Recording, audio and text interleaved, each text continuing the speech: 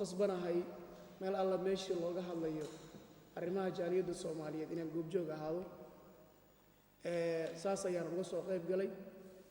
waxaa runtii iyagana ammaan mudan golaha guurtida oo markasta u taagan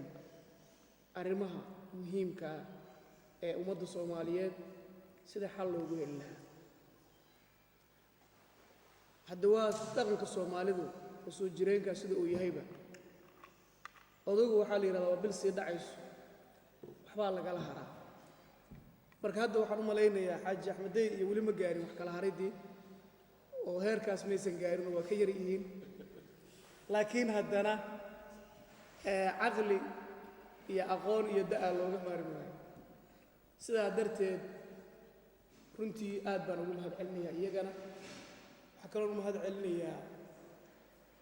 jaaliyadaha Bolton iyo Birmingham oo ka soo qayb galay shirkan iyagana gudoomiyaha jaaliyadda Birmingham iyo gudoomiyaha jaaliyadda Bolton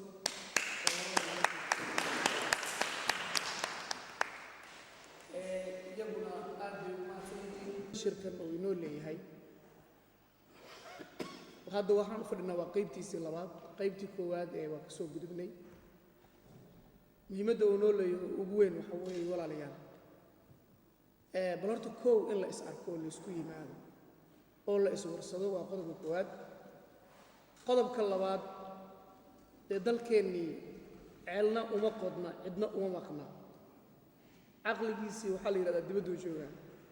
aqoontiisii waxaa la yidhahdaa dibadduu joogaa dadkii waddanka wax u tari lahaa dibadday joogaan sidaa darteed marka kulligeen inteennaan dibadda joogto waxaan naga maarmi oo noo baahan dalkii